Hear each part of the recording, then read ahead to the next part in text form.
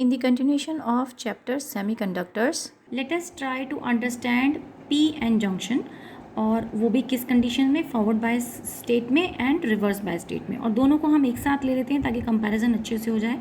So in order to take the, let us first take the forward bias condition. Forward bias condition में we will take the positive terminal of the battery and connect it with the P region. तो positive terminal को हमने P से connect कर दिया, negative को हमने N से कनेक्ट कर दिया. तो एक्सटर्नल सोर्स की वजह से एक पोटेंशियल सेटअप हुआ that was in this direction. लेकिन जो अंदर बैटरी जो डायोड थी उसके अंदर की जो पोटेंशियल की डायरेक्शन होती है, बैरियर की डायरेक्शन होती है, वो होती है V B in this diode. लेकिन जो एक्सटर्नल पोटेंशियल हमें मिल रहा था, पोटेंशियल सेटअप हो रहा था, वो कहाँ है, अपोजिट टू द डायरेक्शन. सो सबसे पहला हम इसके पॉइंट वाइज कंक्लूजन निकालते चलते हैं. सबसे फर्स्ट पॉइंट हम यहाँ पे कंक्लूड करते हैं, when the external source is being applied. जब आपने एक्सटर्नल सोर्स अप्लाई किया तो देन क्या किया था हमने, किसको किससे कनेक्ट किया, positive terminal connected to P type of semiconductor से कनेक्ट कर दिया. ये मैं मार्क कर देती हूँ सो दैट कि आप एंट्री रिवर्स बायस का रीज़न का हम यहाँ लिखेंगे. सेकंड, यानी पॉजिटिव को हमने पॉजिटिव से कनेक्ट किया तो फॉरवर्ड बायसिंग हो गई. लेकिन जब आपने पॉजिटिव को पॉजिटिव से कनेक्ट किया तो direction of the applied voltage, जो अप्लाइड वोल्टेज बाहर वाली थी और जो अंदर डायोड के अंदर वाली है, वो दोनों क्या है, अपोजिट इन डायरेक्शन है. So direction of applied voltage is opposite to barrier potential.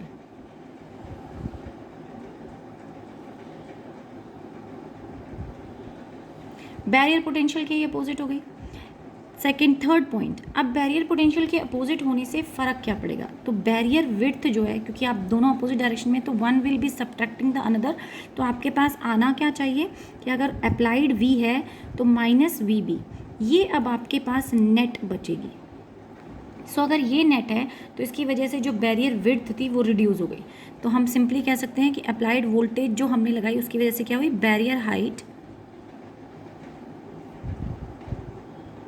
Barrier height या विड्थ बोल दो या फिर पोटेंशियल बोल दो, बैरियर पोटेंशियल भी बोल सकते हैं हम इसको,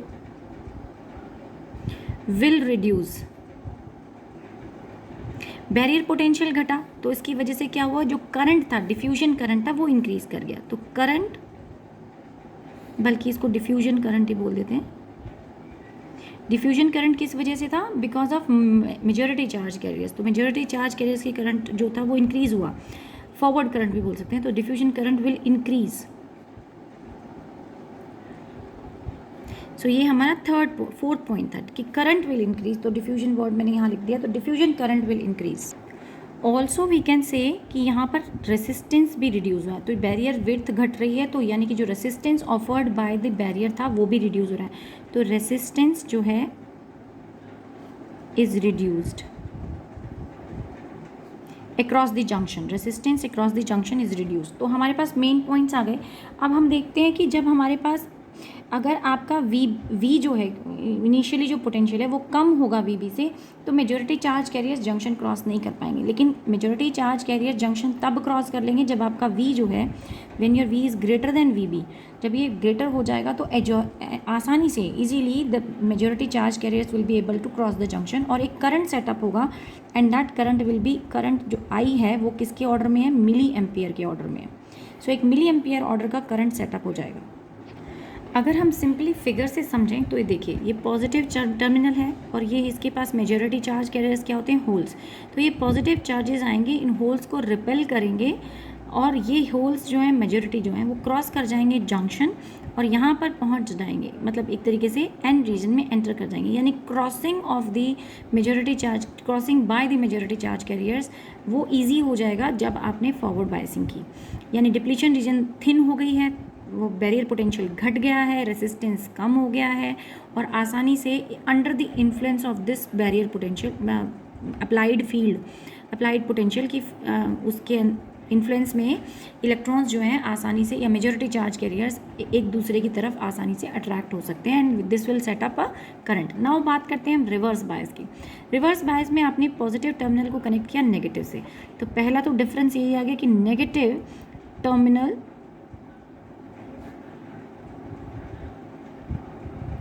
connected to P type, opposite हो गया है उसका। अगर नेगेटिव टर्मिनल कनेक्ट होता है तो आप देखें कि इस वक्त फील्ड की डायरेक्शन भी यही है और अप्लाइड फील्ड की डायरेक्शन भी यही है। तो वी बी और potential because of the barrier and potential of the applied दोनों सेम डायरेक्शन में है, तो क्या होंगी, ऐड हो जाएंगी। तो नेट पोटेंशियल आपको जो मिलेगा, डायरेक्शन सेम है। सेकेंड पॉइंट था, डायरेक्शन हमने बता दी दोनों की, V and V B capital से रिप्रेजेंट कर देते हैं, वेलोसिटी लगेगा नहीं तो V B, V and V B दोनों की डायरेक्शन सेम है। तीसरा पॉइंट हो गया कि हमारे पास जो अब नेट पोटेंशियल आ गई वो क्या हो गई, वी प्लस वी बी हो गई। अब दोनों पोटेंशियल हमारी ऐड हो गई हैं। बैरियर हाइट क्या होगा, वो इंक्रीज कर जाएगी। तो बैरियर हाइट, बैरियर पोटेंशियल, ये सब क्या करेंगे, ये इंक्रीज कर जाएंगे। और करंट क्या हो गई, डिफ्यूजन करंट, यानी मेजॉरिटी करंट तो अब क्रॉस ही नहीं कर सकती जंक्शन, रादर क्यों, क्या हो गया है कि अब नेगेटिव चार्ज कैरियर्स जो थे, पॉजिटिव चार्ज कैरियर्स इधर से आ रहे हैं, तो ये नेगेटिव इलेक्ट्रॉन्स को यानी मेजॉरिटीज़ को तो अपनी तरफ अट्रैक्ट कर लेंगे, रादर ये किसी भी मेजॉरिटी को तो जंक्शन क्रॉस करने ही नहीं देंगे। लेकिन जो गिने चुने इसके अंदर माइनॉरिटी चार्ज कैरियर्स होंगे, वो एक स्ट्रॉन्ग रिपल्सिव फोर्स एक्सपीरियंस करेंगे and they will try to cross the junction. तो मेजॉरिटी की वजह से तो कोई करंट नहीं आ रहा, know majority current.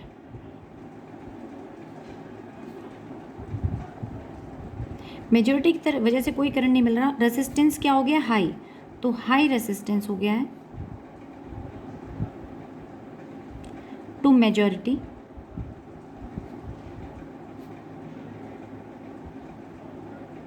Majority carriers को बहुत हाई रेसिस्टेंस हो गया है, तो अब मेजॉरिटी की वजह से करंट नहीं आ रहा, लेकिन अब माइनॉरिटी क्रॉस करने की कोशिश करेंगे। कुछ पॉइंट तक, कुछ सर्टेन टाइम तक माइनॉरिटी चार्ज कैरियर्स क्रॉस नहीं कर पाएंगे जंक्शन, यानी तब तक कि जब तक उनको इतनी फील्ड नहीं मिलती कि वो इन दोनों के सम टोटल को क्रॉस ना कर सकें। क्योंकि ये तो बैरियर तो वो थिक जो एनर्जी विड्थ है वो दोनों के लिए ही है, लेकिन पुश उनको मिल रहा है, but still the potential is there, तो they will try to cross the junction, but the minority ones will cross after some point. और जब माइनॉरिटी करंट वो क्रॉस करेंगे जंक्शन, तो एक रिवर्स करंट सेटअप होगा, और क्या कहते हैं, आई रिवर्स करंट विल सेटअप, और इसका ऑर्डर कितना होगा, माइक्रो एम्पियर में, बहुत स्मॉल अमाउंट में रिवर्स करंट सेटअप होता है, और इसीलिए इसको माइक्रो एम्पियर बोल देते हैं। Either you call it as a reverse current, या फिर आप इसे ड्रिफ्ट करंट भी बोल सकते हो। ड्रिफ्ट करंट किसकी वजह से होती है, माइनॉरिटी की वजह से होती है। ये माइनॉरिटी चार्ज कैरियर्स की वजह से मिल रही है हमें, तो इसलिए इसे हम ड्रिफ्ट करंट भी बोल देते हैं। यहाँ पर हमने इसी को डिफ्यूजन करंट कहा था, वो मेजॉरिटी की वजह से तो डिफ्यूजन करंट कहलाई, और वो मिली एम्पियर में मिल रही थी। यहाँ रिवर्स करंट हमें मिल रहा है, लेकिन वो स्मॉल अमाउंट में मिल रहा है, माइक्रो एम्पियर की रेंज है, और उसको हम कह रहे हैं ड्रिफ्ट करंट कह रहे हैं। और ये इसलिए मिल रहा है क्योंकि अब की बार मेजॉरिटी तो पुश होंगी नहीं, मेजॉरिटी क्रॉस नहीं करेंगे जंक्शन को, लेकिन माइनॉरिटी क्रॉस करेंगे, और उनको भी वी प्लस वी बी वाला पोटेंशियल उनके ऊपर एक एग्जर्ट कर रहा है, फोर्स उनको पुश कर रहा है, तो they will be easily able to cross the junction. लेकिन करंट बहुत लेस अमाउंट में होता है, इसीलिए हम उसको बोलते हैं रिवर्स करंट, और माइक्रो एम्पियर रेंज में होता है। सो अब इसे ब्रीफली कंक्लूड, तो पॉइंट्स थे हमारे, ब्रीफली कंक्लूड कर देते हैं। जब आपने पॉजिटिव की तरफ पॉजिटिव कनेक्ट किया, तो पॉजिटिव चार्ज, या फिर इधर से नेगेटिव की तरफ समझते हैं, नेगेटिव चार्ज की तरफ से आपने इलेक्ट्रॉन की साइड यानी नेगेटिव एन टाइप को कनेक्ट किया, तो इलेक्ट्रॉन्स को एक रिपल्सिव फोर्स मिली, वो जंक्शन क्रॉस कर लेंगे easily under the influence of that repulsive force, और एक करंट इजीली हमें फॉरवर्ड डायरेक्शन में मिल जाएगा because of majority.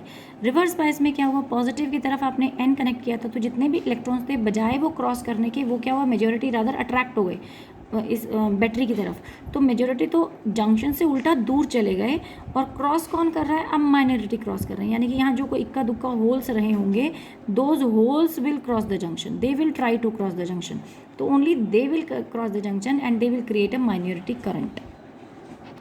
Late us understand the characteristic curve of the P N junction diode. तो अब मैंने यहाँ पर ये सर्किट बना दिया है, जिसमें एक एमीटर भी कनेक्ट कर दिया है, वोल्ट मीटर भी कनेक्ट किया है, वोल्ट मीटर पैरेलल में, एक एमीटर सीरीज के अंदर। जब हमने फॉरवर्ड बाइसिंग ऑब्जर्व करनी है तो एमीटर की रेंज होगी मिली एम्पियर, जब हमें रिवर्स बाइसिंग ऑब्जर्व करनी है देन एमीटर की रेंज होगी माइक्रो एम्पियर के उसमें। और हम जब फॉरवर्ड बाइसिंग करेंगे तो पी को कनेक्ट करेंगे पॉजिटिव टर्मिनल से, रिवर्स बाइसिंग में पी को कनेक्ट कर देंगे नेगेटिव टर्मिनल से, एंड देन हम ऑब्जर्व करते हैं इस ग्राफ को, तो सबसे पहले फॉरवर्ड बायस, यानी ये फॉरवर्ड बायस का ग्राफ है और ये वाला रिवर्स बायसिंग का है। तो जब हम फॉरवर्ड बायसिंग की बात करें तो फॉरवर्ड बायसिंग में हम कह रहे हैं कि कुछ दूरी तक, कहाँ से लेकर, ओरिजिन से लेकर टिल दिस पॉइंट कोई भी करंट नहीं आया, या करंट आता भी तो बहुत ही नॉमिनल करंट आता है। ये पॉइंट कहलाता है जहाँ पर करंट आना शुरू होता है, उसको कहते हैं हम कट ऑफ वोल्टेज। तो हर एक के लिए, जैसे जर्मीनियम के लिए cut off voltage 0.2 volt, silicon के लिए कट ऑफ वोल्टेज है आपके पास 0.7 वोल्ट। तो जब तक ये पोटेंशियल नहीं पहुंचेगा तब तक कोई भी करंट फ्लो करना नहीं शुरू करेगा। लेकिन जैसे ही कट ऑफ पोटेंशियल आता है कि स्लाइट वेरिएशन आना शुरू हो जाता है, and then you will observe कि करंट के साथ साथ वोल्टेज भी इंक्रीज़ कर रही है। तो डायरेक्ट रिलेशनशिप आना शुरू हो जाता है, और इस पॉइंट को, जिसके बाद रादर अगर हम ग्राफ की बात करें तो ग्राफ इज़ लाइक दिस, यहाँ तक तो कोई वेरिएशन नहीं है, उसके बाद धीरे धीरे वेरिएशन है, and then it will become straight line, I mean direct relationship. तो जब आप लीनियर रिलेशनशिप, व्हेन जिस पॉइंट पे ये लीनियर रिलेशनशिप ग्राफ शो करना शुरू कर दे, उस पॉइंट को हम कट ऑफ या नी वोल्टेज ग्राफ भी बोल सकते हैं। तो हम कहते हैं कि after knee voltage I and V relation,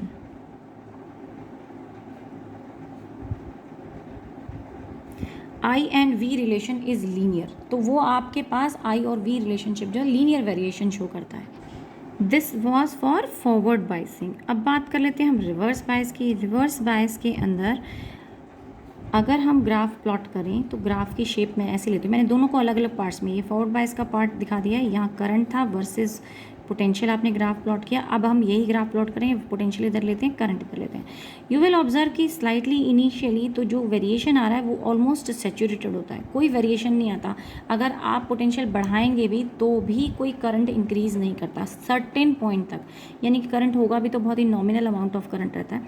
लेकिन एक सर्टेन पॉइंट आता है और उसके बाद जो है जब हम उस पॉइंट पे पहुंच जाते हैं VB ब्रेक डाउन पॉइंट पे, तो करंट एकदम बहुत ही लार्ज अमाउंट से इंक्रीज़ करता है।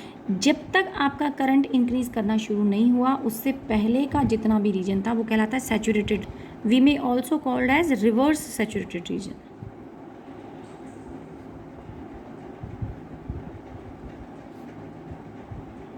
ठीक है, तो ये रिवर्स सैचुरेटेड रीजन कहलाता है। तब तक यहाँ से लेकर, जैसे ओरिजिन अगर यहाँ है तो यहाँ से लेकर यहाँ तक का region reverse saturated. At this point VB second point है, इसको हम बोलते हैं, VB को बोलते हैं ब्रेक डाउन वोल्टेज। तो ये मिलती है हमें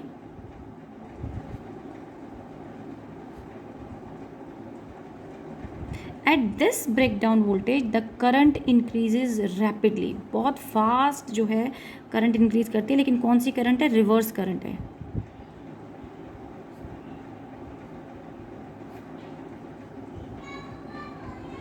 increases fast. So at this point, after this point, rather इस ब्रेक डाउन वोल्टेज को कहा जाता है। देखिए कर क्या रहे थे कि जब तक हमारे पास लो वोल्टेज थी, करंट बहुत ही स्मॉल अमाउंट ऑफ करंट मिल रहा था, माइक्रो एम्पियर की रेंज का करंट होता है यहाँ पे। और एक पॉइंट ऐसा आएगा जब करंट जो है बहुत ही लार्ज अमाउंट में करंट फ्लो करना शुरू कर देगा। तो ये पॉइंट जहाँ पर करंट एकदम लार्ज अमाउंट पे आता है उसे हम कहते हैं break down region. Break down region को हम यहाँ एक बार फिगर से भी समझने की कोशिश करते हैं कि जब आपने इनिशियली कोई वोल्टेज अप्लाई किया, अब यहाँ पर नंबर ऑफ माइनॉरिटी हैं ही कम, तो जो माइनॉरिटी करंट होगा वो बहुत कम अमाउंट में फ्लो करेगा, यानी कि इस वोल्टेज पे या इससे थोड़ा ज़्यादा वोल्टेज पे कम अमाउंट ऑफ चार्जेस जो हैं वो इस जंक्शन को क्रॉस कर पाएंगे, क्योंकि उनका नंबर ही कम है। तो माइनॉरिटी करंट आपको बहुत ज़्यादा नहीं मिलेगा। लेकिन जब आपने पोटेंशियल बढ़ा दी तो अब पोटेंशियल बढ़ती जा रही है, यानी कि V प्लस VB जो है वो इंक्रीज़ करता जा रहा है। तो अब प्रेशर किस पे आना शुरू करेगा? अब वो रिपल्सिव फोर्स कहाँ पर लगाना शुरू करेगा? इन होल्स पे, जो कि बैरियर का पार्ट थे और जो कि इमोबाइल थे।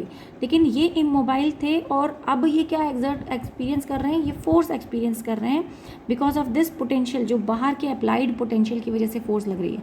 एक सर्टेन पॉइंट ऐसा आना चाहिए कि वो फोर्स इतनी स्ट्रांग हो जाएगी कि ये चार्जेस जो हैं यहाँ से इस पोजीशन, अपनी पोजीशन को ब्रेक करके और ये फिर लार्ज अमाउंट में फ्लो करना शुरू कर देंगे। अब ये हैं कहाँ? एन रीजन में है। तो एन रीजन में तो सारे पॉजिटिव चार्जेस हैं क्या? माइनॉरिटी कहलाएंगे। लेकिन जैसे ही वो क्रॉस करके जंक्शन बाहर चले तो ये पूरा डिप्लीशन रीजन ही ब्रेक डाउन हो गया। इसीलिए इसको कहा जाता है ब्रेक डाउन रीजन, यानी यहाँ पर डायोड के खराब होने का खतरा होता है, या diode will no more be a diode. So called as a break down region. सो आज की क्लास के लिए इतना ही। नेक्स्ट क्लास में कंटिन्यू करेंगे half wave and full wave rectifier. Thank you.